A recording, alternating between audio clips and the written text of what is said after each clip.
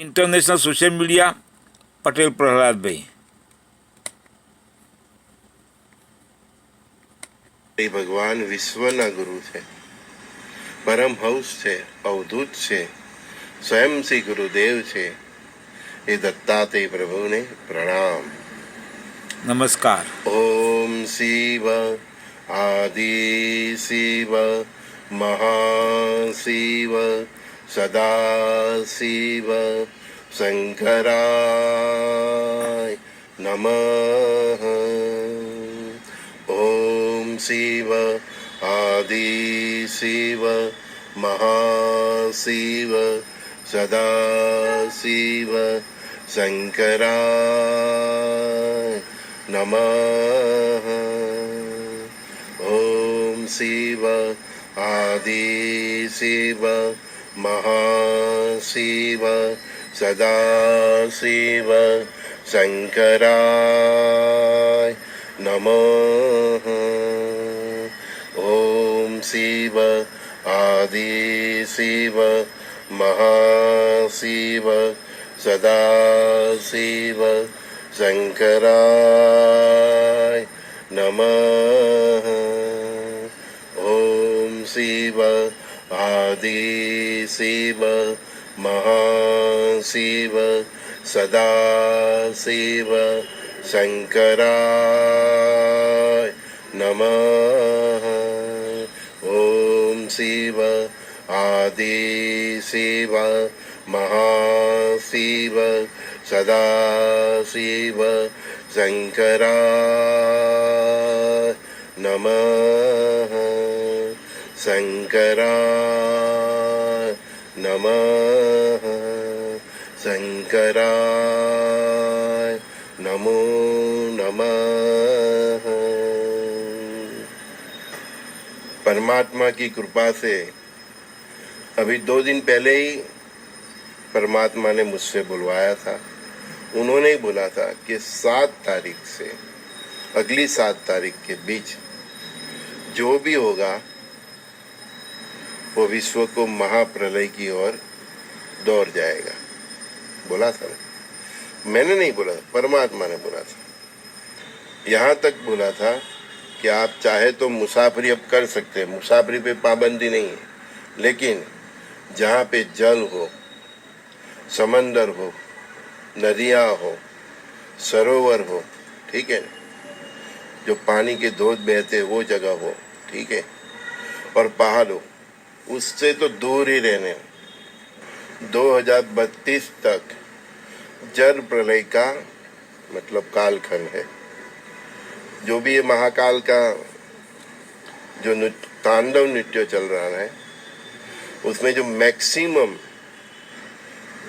जो किसी तत्व से मानव जाति का संहार होना है या परेशानी होनी है या दिक्कतें झेलना है वो जल तत्व है. तो मेरी आप सबको एडवाइस है कि 2032 तक इन सभी जगहों से, खास करके मॉनसून के सीजन में, आप किसी भी राष्ट्र में हो जहाँ की मॉनसून की सब साइकिल जब भी क्रिएट होती हो, तो खास करके मॉनसून के सीजन में नदी, नाले, ठीक है, सरोवर, ब्रिज के ऊपर, ब्रिज के नीचे, डैम के पास, चेक डैम के पास, पहाड़ों के ऊपर, समुंदर की सवारी बिन जरूरी करना ही मत.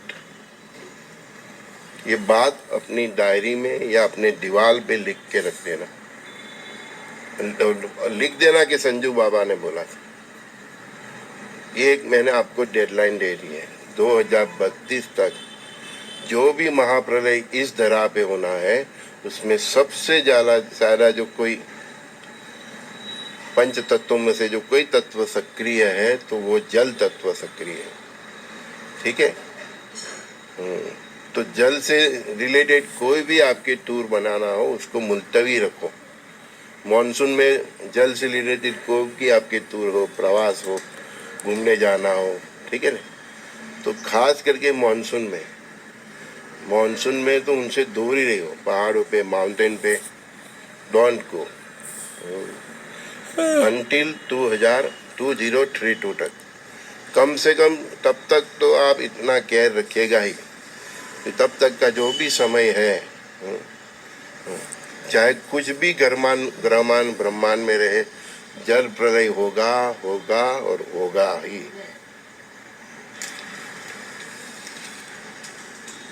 चाहे वो अर्थक्वेक से भी आ सकता है, सुनामी आई जैसे अभी रसिया में आई। रसिया के कुछ मतलब उसका आगे युग परिवर्तन में बहुत बड़ा रोल है, इसीलिए परमात्मा ने सूलिका का सोए से निपटा दिया है, उसके उसका आगे बहुत बड़ा रोल है। ये जो भी युग परिवर्तन होना है उसमें महज 3 कंपनी इम्पोर्टेंट है, तीन कंट्री इम्पोर्टेंट है, बहुत इम्पोर्टेंट, भारत, रसिया और इजराइल। ये जो भी युग परिवर्तन होना है, जो भी महाप्रलय होना है, उसमें पंच तत्वों के अलावा जो किसी राष्ट्र का मतलब इन्वॉल्वमेंट होगा तो भारत होगा, रसिया होगा और इजराइल होगा। सबसे ज़्यादा ये 3 देश सनातन विश्व के सनातन धर्म की स्थापना करने वाले हैं। अभी रसिया को नहीं मालूम है सनातन धर्म क्या है, इजराइल को भी शायद नहीं मालूम है, लेकिन वो लोग भी डायरेक्ट इनडायरेक्टली वही कर्म करेंगे जो सनातन धर्म की फेवर में होगा। समझ में आया? हाँ। उनके राजा को, उनके प्रेसिडेंट को, उसके प्राइम मिनिस्टर को, किसी को भी मालूम नहीं होगा कि वो जो भी कर रहे हैं वो सनातन धर्म की अच्छाई के लिए कर रहे हैं, लेकिन परमात्मा उनको प्रेरित होकर उसके माइंड मस्तिष्क को मतलब उसके माइंड मस्तिष्क को मतलब हैक करके, कब्जा करके उसके पास वही करवाएंगे जो सनातन धर्म के हित में। यही विधि का विधान है। तो सनातन धर्म की स्थापना में भारत का जितना रोल है उतना ही आगे चल के रसिया का होने वाला है, उतना ही आगे चल के इजराइल को होने वाला है। माना कि ये दोनों कंट्री को बहुत नुकसान होने वाला है, लेकिन जब परिवर्तन लाना होता है तो थोड़ी बहुत कुछ नुकसानी भी झेलनी पड़ती है। और जो भी सर्वाइव करेंगे राष्ट्र, वो भी ये 3 राष्ट्र ही है, भारत, रसिया और इजराइल। बाकी का आप परमात्मा के ऊपर छोड़ दो। आगे भी बहुत बार मैं बोल चुका हूँ, फिर से कहता हूँ, जिन जिन संस्कृतियों ने इस महान सनातन धर्म के राष्ट्र इस भूमिखंड पर पिछले 1500 साल से जिन जिन संस्कृतियों ने भारतवर्ष पे, भारत की भूमि पर राज किया है, अत्याचार किया है, जो भी किया है, वो सभी संस्कृतियों का हिसाब करने का वक्त ये शुरुआत हो गई है। कैसे, कहाँ और कितना, क्या करना, कैसे करना, वो परमात्मा का सब्जेक्ट है। परमात्मा के रुद्र अवतार ने जन्म ले लिया है, बहुत साल हो गए, round about he will be 29 years old, ठीक है। तो उनकी ही ये सब लीला है। आप घर से निकलते और घर वापस सुरक्षित आते हैं तो समझ लीजिए कि वही अवतारी परमात्मा की कृपा है। इतने हम प्रलय काल में जी रहे हैं, फिर भी उनकी ही प्रेरणा से मैं बोल रहा हूँ आपको कि 2032 तक खास करके मॉनसून में पहाड़ों, नदियों, जल, सरोवर, समुंदर, उससे दूर ही रहना, उसके रिलेटेड मुसाफरी मत करना, उसके रिलेटेड प्रवास भी नहीं करना। कल ही देखा हमने कि उत्तराखंड में क्या हुआ, ठीक है ना। बस मैंने बोला था ना कि आपको वक्त भी नहीं मिला, मैंने बोला था, आज से नहीं कई साल से बोल रहा हूँ, ठीक है ना। 2020 के पहले भी बोल रहा था, 2014 से पेजर का जमाना था तब से बोल रहा हूँ, ठीक है, कि मैंने बोला था कि ऐसा पानी आएगा कि इंसान को संवरने का, बचाव के लिए कोई वक्त भी नहीं मिलेगा। आपने देखा टीवी पे, न्यूज़ में दिखा रहे हैं जिस तरह से पानी आ रहा है, वक्त भी नहीं मिला। लोग भागो भागो करते रहे, चिल्लाते रहे, वक्त भी नहीं। यही हालत, मैं अभी फिर बता रहा हूँ, यह भी हालत अमेरिका की होने वाली है कहने वाले क्यों नहीं, वक्त भी नहीं मिलेगा। अमेरिका के कई शहरों पे परमाणु बम के हमले होने वाले हैं। बहुत कुछ विधि का विधान फिक्स है। उन्होंने जो जापान के साथ किया, हिरोशिमा नागासाकी को किया, तो वो कर्म उनका पक गया है। वो they must have to face. कर्म का फल इंसान को, राष्ट्र को, सोसाइटी को, मोहल्ले को, गांव को, शहर को, सबको भुगतना ही पड़ता। संस्कृति को भी भुगतना पड़ता है। इसीलिए बोला कि जिन संस्कृतियों ने पिछले 15 सालों में भारत में जो भी किया है, जो भी अत्याचार किया है, जो भी सनातन धर्म खत्म करने की जो भी साजिश की, गुलामी में रखा, महिलाओं, कन्याओं, बालिकाओं के पे जो अत्याचार किया, जो अपने पुरुष भाइयों पे जो अत्याचार किया, वो सब भुगतने का समय उनका स्टार्ट हो गया है। और वो 2025 से अभी उनके पीक आवर्स पे है, समझिए। हाँ, 2025 से 32 तक आपको सब मालूम पड़ जाएगा आप कहाँ हो, आपका राष्ट्र कहाँ है, आपकी संस्कृति कहाँ है, आपका धर्म कहाँ है, सच्चा धर्म क्या है, मानवता क्या है, सब समझ में आएगा। सबकी सब गलतफहमी निकल जाएगी। सर्वधर्म होकर एक सनातन धर्म बन जाएगा। परमात्मा आके कुछ ऐसा ही करने वाले हैं कि इन फ्यूचर में ये सब अनामत, ये ऊंच, ये नीच, ये बड़ा, ये छोटा, सब खत्म।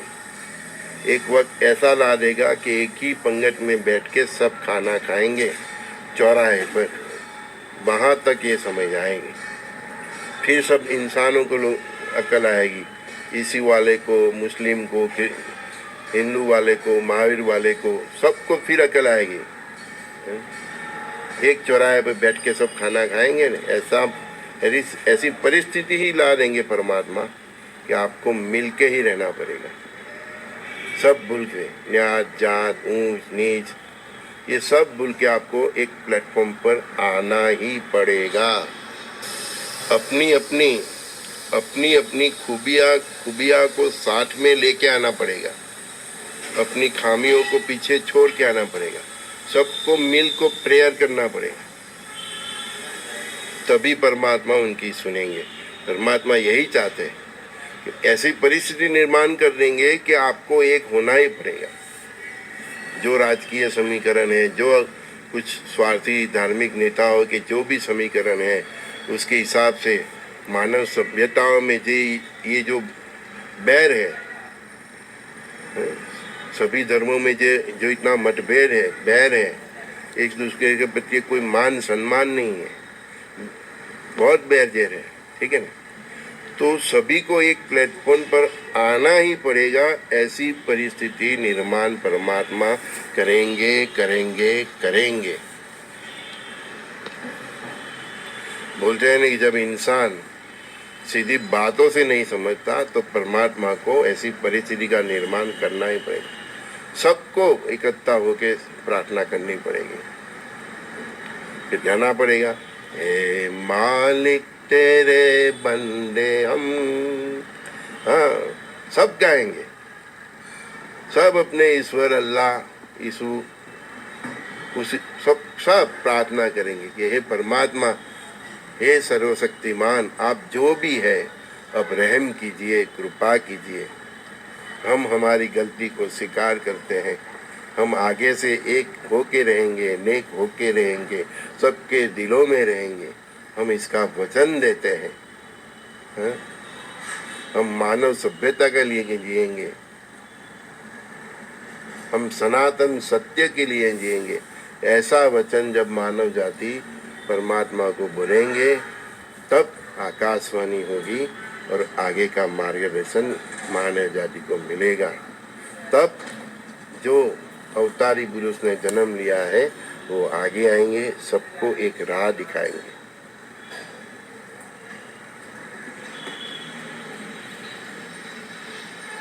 इसीलिए बोल रहा हूँ, नीतिवान रहिए, चरित्रवान रहिए, शुद्ध सात्विक जीवन जिए, सखा भाव से सबके दिलों में रहिए, परस्पर देव भाव को सबको नमन कीजिए।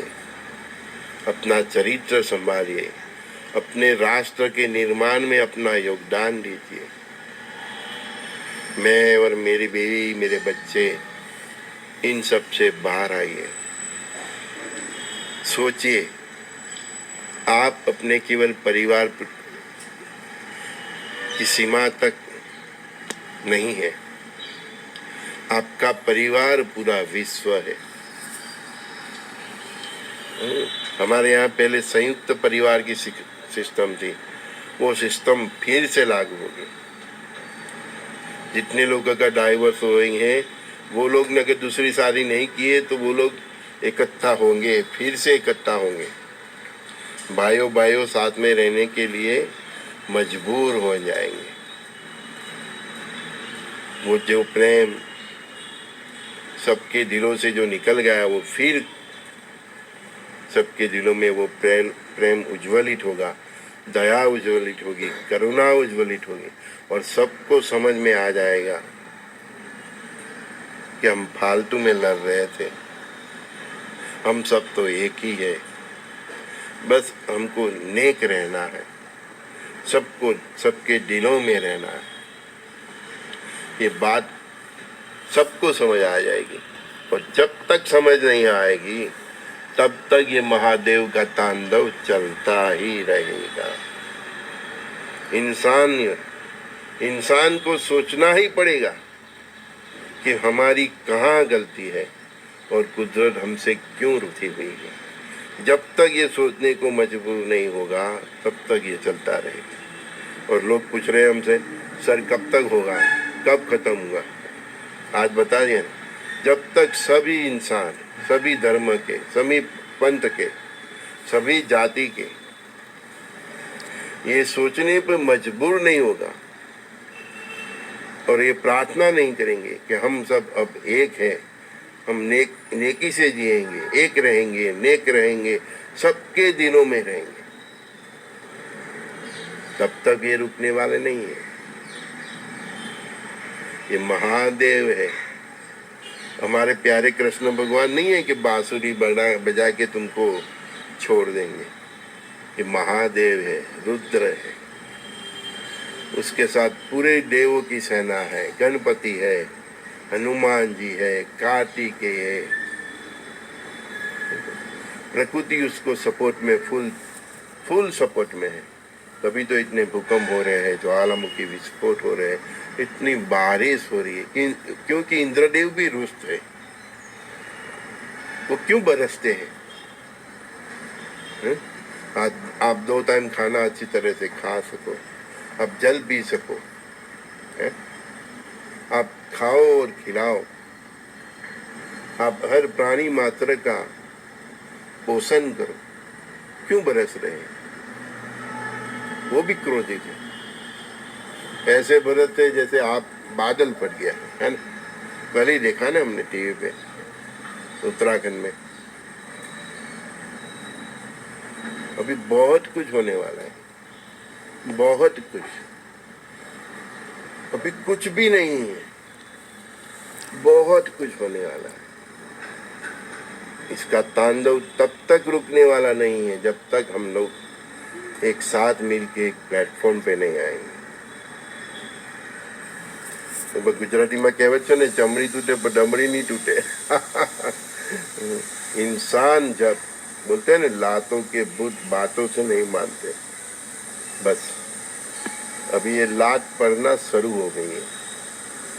अभी लाते पर फिर किक पड़ेगी, किक, जैसे फुटबॉल की गेंद कैसे उछल के जाती है, वैसे बहुत मार पड़ने वाली है इंसान को, बहुत बहुत बहुत बहुत बहुत मार पड़ने वाली।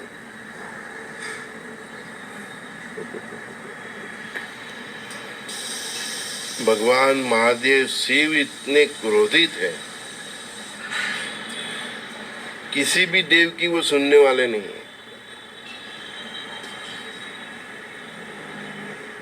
सुदर्शन चक्र विष्णु के पास है, भगवान विष्णु के पास है, लेकिन शिव जी ने छोड़ा है। अभी सब देव उनके सपोर्ट में है, क्योंकि आगे बहुत दया करुणा करके सब देवों की रिक्वेस्ट के कारण कई बार महादेव ने इस सृष्टि का विनाश टाल दिया था। लेकिन अब सब देव भी समझ गए हैं कि ये मानव जाति ऐसे सुधरने नहीं वाली, तो अब महादेव जो करना चाहे वो ही करने देंगे। कोई देव कोई देवी का बीच में पड़ने वाले नहीं है। आपकी कुल देवी होगी, आपके जो भी इष्ट देवता होंगे, आपके ईसाई हो, अल्लाह हो, कोई भी हो, कोई भी बीचने वाले आने वाले नहीं।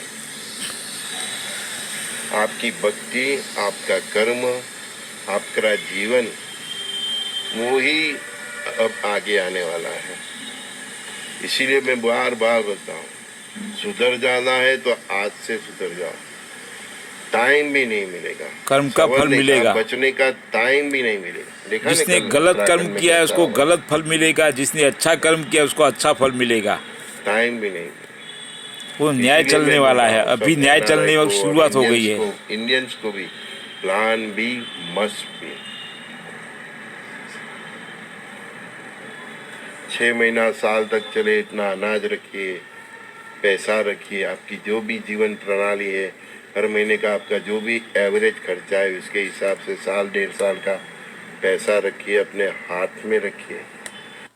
सारे विश्व में न्याय चलने वाले हैं। जिसने अच्छा कर्म किया है अच्छा फल मिलेगा, जिसने बुरा कर्म किया बुरा फल मिलेगा। और भूकंप होगा, फ्लड होगा, वॉर होगा, सबका न्याय होगा। बैंकों में रखेंगे तो भी आप नहीं निकाल सकोगे, वक्त ही ऐसा आएगा। गवर्नमेंट भी क्या करेगी? मोदी जी बोल रहे हैं कि कांग्रेस के ज़माने में इमरजेंसी डाली थी। परिस्थिति ऐसी निर्माण होगी कि ये राष्ट्र में फिर से इमरजेंसी आएगी। एक सिविल वॉर हम भी देखेंगे, बॉर्डर पे वॉर देखेंगे, सब साथ में चलने वाला है। पूरा दक्षिण भारत में जल प्रलय में देख रहा हूँ। सूरत शहर से नीचे का जो भी पूरा है, वो उत्तर भारत मैदान वाले विस्तार है, उधर महाभूकंप देख रहे हैं। एक बड़ा भूकंप हिमालय की तरेती में आएगा, उसकी दिल्ली की और उससे यूपी की क्या हालत होगी। सराउंडिंग जो भी उत्तर पूर्वीय जो भी लोकेशन है,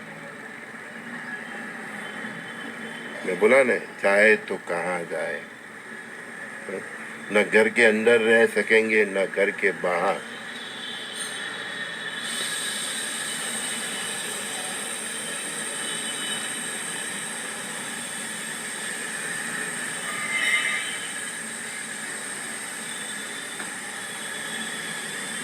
एक ही सुरक्षा कवच है, नाम स्मरण। सावन महीना है, मैं हर रोज बोल रहा हूँ, आज से सुधर जाओ, शुद्ध सात्विक हो जाओ और उसको पुकारो। ओम शिव आदि शिव महान शिव सदा शिव शंकराय नमः। ओम शिव आदि शिव महाशिव सदा शिव शंकराय नमः। ओम शिव आदि शिव महाशिव सदा शिव शंकराय नमः। ओम शिव आदि शिव महाशिव सदा शिव शंकराय नमः। ऐसे पुकारो, जहाँ जहाँ ऐसी पुकार होगी उसको कुछ होने नहीं आएगा। ऐसे हर रोज महादेव को, अभी तो सावन महीना है, उसके पास जाके बैठे उसको ऐसे प्रेम से पुकारो। ओम शिव आदि शिव महाशिव सदा शिव शंकराय नमः। प्रेम से पुकारो, प्रेम से पुकारो, शुद्ध सात्विक हो जाओ, चरित्र को संभालो, सखा भाव से जियो, परस्पर देव भाव से जियो, एक रहो, नेक रहो, सबके दिलों में रहो। यही तो युग निर्माण का बेस है। एक रहो, नेक रहो, सबके दिलों में रहो। श्री गुरुदेव दत्त, श्री गुरुदेव दत्त, श्री गुरुदेव दत्त। संजय बोधीवाला, संजय दस्ती, दिव्य दस्ती। ભગવાને સુશાંત કેવા કેવા નામ એની પાસે, શ્રી ગુરુદેવ દત્ત। કેવી એની कृपा, परमात्मा की कैसी कृपा कि मेरा जन्म हुआ तो मेरी माँ ने नाम भी संजय ही रखा। और इस चैनल का नाम international social media Patel Prahlad भाई। सब्सक्राइब करो, शेयर करो। अभी समय तो बहुत ख़राब आने वाला है। 7 साल तो इंडिया के लिए भी अच्छा नहीं रहेगा, यूएसए की भी अच्छा नहीं रहेगा। रशिया भी तो अभी बिगड़ रहा है, यूक्रेन में भी बिगड़ रहा है, इजराइल में भी बिगड़ रहा है, और चाइना भी ख़त्म होगा, पाकिस्तान भी ख़त्म होगा, और युग परिवर्तन होने वाला है। जिस व्यक्ति या देश जिसने बुरा किया है उसको तो बुरा फल मिलेगा, जिस व्यक्ति ने अच्छा किया उसको अच्छा फिर फल मिलेगा। लेकिन परिवर्तन तो होगा। 2032 तक सारे विश्व में बहुत चेंजेस आने वाले हैं। ग्लोबल पोजीशन बिगड़ने वाली है। वो इसमें हीट वेव बढ़ने वाला है, पानी का लेवल बिगड़ने वाला है। इसमें बॉम्बे, लंदन, न्यूयॉर्क पानी में डूबने वाले हैं। टाइम फिक्स नहीं है, पर होने वाला ही तो निश्चित है।